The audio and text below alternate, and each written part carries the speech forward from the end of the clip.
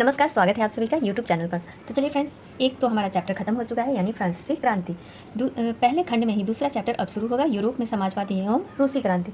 तो चलिए बिना देरी के बढ़ते हैं हम लोग अपने चैप्टर की तरफ ही। शुरू करते हैं यूरोप में समाजवाद एवं रूसी क्रांति को, जिसमें कि पहला पॉइंट जो आता है कि सामाजिक परिवर्तन का युग, यानी समाज में किस प्रकार से परिवर्तन होता है, जिसके हम लोग पॉइंट को देखते हैं। यहाँ पर तो वहीं जो हम लोग फर्स्ट चैप्टर पढ़े हैं वहीं बातें कही गई है कि 18वीं सदी से पहले फ्रांस का समाज मोटे तौर पर कैसा था, तो स्टेट और श्रेणियों में बटा हुआ था। तो उन्हीं बारे में पिछला कहीं थोड़ा सा दिया हुआ है। इस वीडियो में हम लोग पढ़ने वाले हैं क्या, तो उदारवादी, रेडिकल और रूढ़िवादी, इसको देखते हैं। तो समाज परिवर्तन के समर्थकों में एक समूह उदारवादियों का था। ठीक, उदारवादी ऐसा राष्ट्र चाहते थे जिसमें सभी धर्मों को बराबर सम्मान और जगह मिले। आगे बढ़ते हैं। उस समय यूरोप के देशों में प्रायः किसी एक धर्म को ही ज़्यादा महत्व दिया जाता था। ब्रिटेन की सरकार चर्च ऑफ इंग्लैंड का समर्थन करती थी। ठीक है, तो ब्रिटेन की सरकार किसका समर्थन करती थी, कब, यूरोप में समाजवाद, ये हम लोग पढ़ रहे हैं उस समय।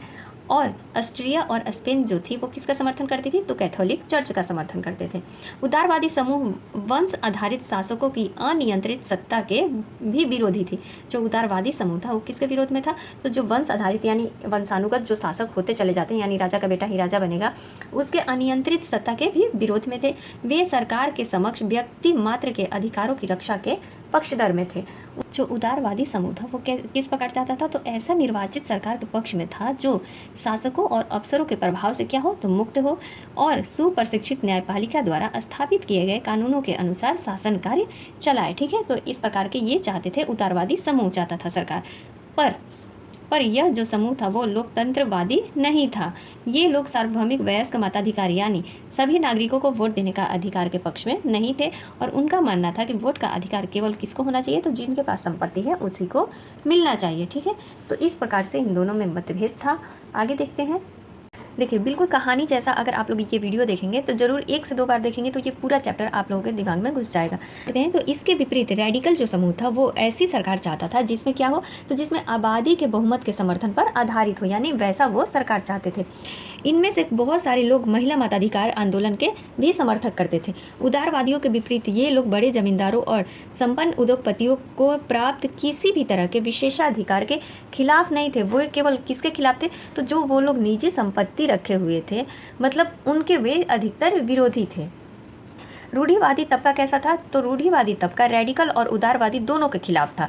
ठीक है, रूढ़िवादी तबका किनके खिलाफ था, तो रेडिकल समूह था और जो उदारवादी समूह था दोनों के खिलाफ था। मगर फ्रांसीसी क्रांति के बाद तो रूढ़िवादी भी बदलाव की ज़रूरत को स्वीकार करने लगा। अब इसको भी लगने लगा कि नहीं भाई, महिलाओं को मताधिकार मिलना चाहिए, जो लोग ज़्यादा संपत्ति रख रहे हैं उनका विरोध होना चाहिए, सभी को क्या होना चाहिए, तो मत देने का अधिकार होना चाहिए। ऐसा नहीं कि जिनके पास संपत्ति है सिर्फ उन्हीं को अधिकार हो वोट देने का। ठीक है, तो पुराने समय में यानी 18वीं शताब्दी में रूढ़िवादी आमतौर पर परिवर्तन के विचारों का विरोध करते थे, लेकिन 19वीं सदी तक आते आते वे लोग भी मानने लगे कि कुछ परिवर्तन आवश्यक हो गया है। परंतु वह चाहते थे कि अतीत का सम्मान किया जाए, अर्थात अतीत को पूरी तरह से ना ठुकराया जाए और बदलाव की प्रक्रिया क्या हो, तो धीमी गति से हो, जिससे कि ये भी पता ना चले कि हाँ भाई, जो अतीत के जो हमारे पहले वाले जो नियम है उनको अचानक से पूरा क्या कर दिया गया, तो धराशाह कर दिया गया। धीरे धीरे बदलाव लाया जाए, ये चाहते थे रूढ़िवादी। अब आगे बढ़ते हैं।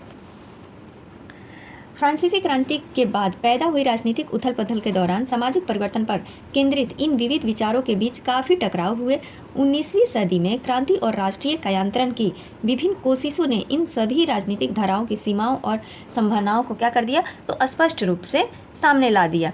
अब दूसरा जो पॉइंट आता है वो है औद्योगिक समाज और सामाजिक परिवर्तन। ये किस प्रकार से होता है, तो ये राजनीतिक रुझान एक नए युग का क्या था, घोतक था। यह दौर गहन सामाजिक एवं आर्थिक बदलावों का था। यह ऐसा समय था जब नए शहर बस रहे थे, नए नए औद्योगिक क्षेत्र विकसित हो रहे थे, रेलवे का काफ़ी विस्तार हो चुका था और औद्योगिक क्रांति भी संपन्न हो चुकी थी। औद्योगिकरण ने औरतों, आदमियों और बच्चों सबको कारखानों में ला दिया। काम के घंटे यानी पाली बहुत लंबी होती थी और मजदूरी क्या मिलता था, तो बहुत कम मिलता था। बेरोजगारी जो थी वो आम समस्या हो गई थी। औद्योगिक वस्तुओं की मांग में गिरावट क्या हो रहा था, तो गिरावट आ रहा था। पर बेरोजगारी बहुत तेज़ी से बढ़ती जा रही थी। शहर तेज़ी से बसते और फैलते जा रहे थे, इसीलिए आवास और साफ सफाई का काम भी मुश्किल होता जा रहा था। उदारवादी और रेडिकल दोनों ही इन समस्याओं का हल खोजने की कोशिश कर रहे थे। तो ये जो दोनों समूह था ये क्या कर रहा था, इन सभी जो जितनी भी ये समस्याएं थी इनकी कोशिश में लगे हुए थे। किस चीज़ की, तो हल निकालने की कोशिश में लगे हुए थे कि भैया इनका कैसे भी समाधान हो सके। लगभग सभी उद्योग व्यक्तिगत स्वामित्व में थे। बहुत सारे रेडिकल और उदारवादियों के पास भी काफ़ी संपत्ति थी और उनके यहाँ बहुत सारे लोग नौकरी करते थे। किस समूह में, तो उदारवादी और रेडिकल के समूह में। उन्होंने व्यापार या औद्योगिक व्यवसायों के जरिए धन दौलत इकट्ठा की थी, इसीलिए वह चाहते थे कि इस तरह के प्रयासों को ज़्यादा से ज़्यादा बढ़ावा दिया जाए। उन्हें लगता था कि अगर मजदूर स्वस्थ हो और नागरिक पढ़े लिखे हो तो इस व्यवस्था का भरपूर लाभ लिया जा सकता है। ये लोग जन्मजात मिलने वाले विशेषाधिकारों के विरुद्ध थे। कौन थे, तो उदारवादी और रेडिकल विरुद्ध थे। व्यक्तिगत प्रयास, श्रम और उद्यमशीलता में उनका गहरा विश्वास था।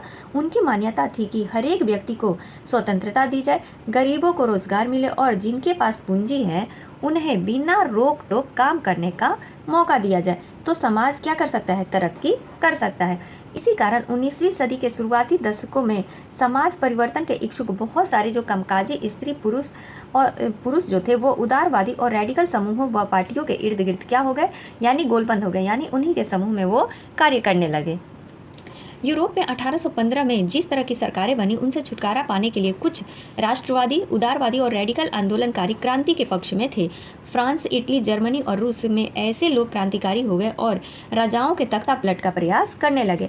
राष्ट्रवादी कार्यकर्ता क्रांति के जरिए ऐसे राष्ट्रों की स्थापना करना चाहते थे जिनमें सभी नागरिकों को क्या प्राप्त हो, तो सम्मान अधिकार प्राप्त हो।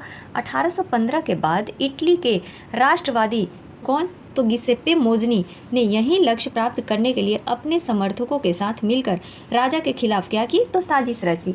भारत सहित दुनिया भर के राष्ट्रवादी उसकी रचनाओं को पढ़ते हैं। किसकी, तो गिसेप्पे मोज़नी की जो भी राष्ट्रवादी रचनाएं हैं उनकी राष्ट्रवादी को कौन पढ़ता है, तो भारत तो पढ़ता ही है, उसके साथ साथ पूरी दुनिया भी पढ़ती है। अब नेक्स्ट पॉइंट आता है यूरोप में समाजवाद का आना। किस प्रकार से यूरोप में समाजवाद आया, उसके बाद फिर हम लोग देखेंगे कि समाजवाद के लिए समर्थन किस प्रकार से हुए। तो चलिए पहले इसको पढ़ते हैं। समाज के पुनर्गठन की संभवतः सबसे दूरगामी दृष्टि प्रदान करने वाली विचारधारा कौन थी, समाजवाद ही था। 19वीं सदी के मध्य तक यूरोप में समाजवादी एक क्या बन गया, तो जाना माना एक विचार बन गया। उसकी तरफ बहुत सारे लोगों का ध्यान आकर्षित हो रहा था। समाजवादी निजी संपत्ति के विरोधी थे। तो देखिए समाजवादी किसके विरोधी थे, तो निजी संपत्ति के विरोधी थे, यानी वे संपत्ति पर निजी स्वामित्व को सही नहीं मानते थे। उनका कहना था कि संपत्ति के निजी स्वामित्व की व्यवस्था ही सारी समस्याओं की क्या है, जड़ है। कौन मानता था, तो ये समाजवादी मानते थे। अब आगे देखते हैं। देखिए समाजवादियों को कहना था कि अगर संपत्ति पर किसी एक व्यक्ति के बजाय पूरे समाज का नियंत्रण हो तो साझा सामाजिक हितों पर ज़्यादा अच्छी तरह से ध्यान दिया जा सकता है। समाजवादी इस तरह का बदलाव चाहते थे और इसके लिए उन्होंने बड़े पैमाने पर अभियान भी चलाया। तो आगे देखते हैं। तो समाजवादियों के पास भविष्य की एक बिल्कुल भिन्न दृष्टि थी। कुछ समाजवादियों को कोऑपरेटिव यानी सामूहिक उद्यम के विचार में दिलचस्पी थी, ठीक है, कुछ ही समाजवादियों को। इंग्लैंड के जाने माने उद्योगपति रॉबर्ट ओवेन ने इंडियाना यानी अमेरिका में नया समन्वय के नाम से एक नए समुदाय की रचना का प्रयास किया। किसके नाम से, तो न्यू हार्मोनी। ये नाम याद रखिए, कौन किया था, तो रॉबर्ट ओवन ने किया था। कुछ समाजवादी मानते थे कि केवल व्यक्तिगत पहलकदमी से बहुत बड़े सामूहिक खेत नहीं बनाए जा सकते। वह चाहते थे कि सरकार अपनी तरफ से सामूहिक खेती को बढ़ावा दे। उदाहरण के लिए जैसे फ्रांस में लुई ब्लॉक चाहते थे कि सरकार पूंजीवादी उद्यमों की जगह सामूहिक उद्यमियों को बढ़ावा दे। कोऑपरेटिव ऐसे लोगों के समूह थे जो मिलकर चीज़ें बनाता था और मुनाफे को प्रत्येक सदस्य द्वारा क्या किया जाता था, तो उसके काम के हिसाब से बांट दिया जाता था। आगे देखते हैं। अच्छा, समाजवाद का जनक किसे माना जाता है, तो कार्ल मार्क्स को माना जाता है। देखिए कार्ल मार्क्स 1818 से 1882 और फ्रेडरिक एंगले 1820 से 1895 ने इस दिशा में कई नए तर्क पेश किए। मार्क्स का विचार था कि औद्योगिक समाज यानी पूंजीवादी समाज है। फैक्ट्रियों में लगी पूंजी पर पूंजीपतियों का स्वामित्व है और पूंजीपतियों का मुनाफा मजदूरों की मेहनत से पैदा होता है। बिल्कुल सही है। मार्क्स का निष्कर्ष था कि जब तक निजी पूंजीपति इस तरह मुनाफे का संचयन करते जाएंगे तब तक मजदूरों की स्थिति में सुधार नहीं हो सकता है। ये कौन कहते थे, कार्ल मार्क्स कहते थे। अपनी स्थिति में सुधार लाने के लिए मजदूरों को पूंजीवाद व निजी संपत्ति पर आधारित शासन को उखाड़ फेंकना होगा। मार्क्स का विश्वास था कि खुद को पूंजीवादी शोषण से मुक्त कराने के लिए मजदूरों को एक अत्यंत भिन्न किस्म का समाज बनाना होगा, यानी एक अलग समाज का निर्माण करना होगा जिसमें सारी संपत्ति पर पूरे समाज का यानी सामाजिक नियंत्रण और स्वामित्व रहे। उन्होंने भविष्य के इस समाज को साम्यवादी समाज का नाम दिया। देखिए, साम्यवादी और समाजवादी दोनों क्या है, अलग है। तो साम्यवादी समाज का नाम दिया कौन, कार्ल मार्क्स देते हैं। मार्क्स को विश्वास था कि पूंजीपतियों के साथ होने वाले संघर्ष में जीत अंततः मजदूरों की ही होगी। ठीक है, अब आगे बढ़ते हैं कि इसका भविष्य कैसा होता है। समाजवाद के लिए समर्थन, नेक्स्ट हमारा पॉइंट जो है, और फिर ये बॉक्स में दिया हुआ है इंपॉर्टेंट पॉइंट, तो इसको भी हम लोग देखेंगे। तो पहले इसको देख लेते हैं। समाजवाद के लिए समर्थन। 1870 का दशक आते आते समाजवादी विचार पूरे यूरोप में फैल चुका था। अपने प्रयासों में समन्वय लाने के लिए समाजवादियों ने द्वितीय इंटरनेशनल के नाम से एक अंतर्राष्ट्रीय संस्था भी बना ली थी। इंग्लैंड और जर्मनी के मजदूरों ने अपनी जीवन और कार्य स्थितियों में सुधार लाने के लिए संगठन बनाना शुरू कर दिया। तो देखिए, इंग्लैंड और जर्मनी में तो जो मजदूर थे वो शुरू भी कर देते हैं संगठन बनाना। संकट के समय अपने सदस्यों को मदद पहुंचाने के लिए इन संगठनों ने कोष स्थापित किए और काम के घंटों में कमी तथा मताधिकार के लिए आवाज़ उठाना शुरू कर दिया। जर्मनी में सोशल डेमोक्रेटिक पार्टी यानी एसपीडी के साथ इन संगठनों के काफ़ी गहरे रिश्ते थे और संसदीय चुनाव में वे पार्टी की मदद भी करते थे। कौन, तो ये जो इंग्लैंड और जर्मनी के जो मजदूर वाले संगठन बना था वो। आगे देखते हैं। 1905 तक ब्रिटेन के समाजवादियों और ट्रेड यूनियन आंदोलनकारियों ने लेबर पार्टी के नाम से अपनी एक अलग पार्टी बना ली। कौन बना लिया, देखिए, ब्रिटेन के समाजवादियों और ट्रेड यूनियन आंदोलनकारियों ने कौन सा पार्टी, तो लेबर पार्टी नामक एक अपनी अलग पार्टी बना ली। फ्रांस में भी सोशलिस्ट पार्टी के नाम से ऐसे ही एक पार्टी का गठन किया गया। देखिए, अब हर जगह ये पार्टियों का गठन हो रहा है, ठीक है, समाज में बदलाव लाने के लिए। 1914 तक यूरोप में समाजवादी कहीं भी सरकार बनाने में कायम नहीं हो पाए। संसदीय राजनीति में उनके प्रतिनिधि बड़ी संख्या में जीतते रहे। उन्होंने कानून बनवाने में भी अहम भूमिका निभाई, मगर सरकारों में रूढ़िवादियों और उदारवादियों और रेडकिलों का ही दबदबा बना रहा। तो सरकार में इन तीनों समूहों का ही क्या था, दबदबा था। अब आगे की कहानी देखते हैं हम लोग। चलिए, अभी इस बॉक्स में जो दिया गया है उस पॉइंटों को देख लेते हैं। तो मार्च और मई 1871 के बीच हुए जन विद्रोह को दर्शाया गया है। एक चित्र दिया गया है, उसमें दर्शाया गया है, देखेंगे हम लोग। यह ऐसा दौर था जब पेरिस की नगर परिषद पर मजदूरों, आम लोगों, पेशेवरों, राजनीतिक कार्यकर्ताओं को लेकर के बनाई गई थी। क्या बनाई गई थी, तो एक परिषद या एक संगठन बनाई गई थी। जन सरकार ने कब्जा कर लिया था। यह उथल पुथल फ्रांसीसी सरकार की नीतियों के प्रति बढ़ते असंतोष के कारण पैदा हुई थी। यद्यपि पेरिस कम्यूनिन को अंततः सरकारी टुकड़ियों ने कुचल डाला, लेकिन दुनिया भर के समाजवादियों ने समाजवादी क्रांति की पूर्व पीठिका के रूप में इसका जमकर जश्न मनाया। पेरिस कम्यूनिन को दो और चीज़ों की वजह से आज भी याद रखा जाता है। एक, मजदूरों के लाल झंडे का उदय इसी घटना से हुआ था। क्रांतिकारियों ने अपने लिए यही झंडा चुना था। दूसरा क्या था, तो मार्सियस के लिए, जो इस घटना के बाद पेरिस कम्यूनिन और मुक्ति संघर्ष का प्रतीक बन गया। उल्लेखनीय है कि इस गीत को मूलतः 1792 के युद्ध में गाया गया था। मार्सियस हम लोग देखे थे ना, जो कि फ्रांस का क्या है, राष्ट्रीय गीत है। ठीक है, तो बस इतना ही इस बॉक्स में दिया गया है कि 1792 में युद्ध गीत के रूप में इसे लिखा गया था। ये देखिए, ये था चित्र जिसमें कि क्या हो रहा है, जन आंदोलन यानी जन विद्रोह इस चित्र में दर्शाया गया है।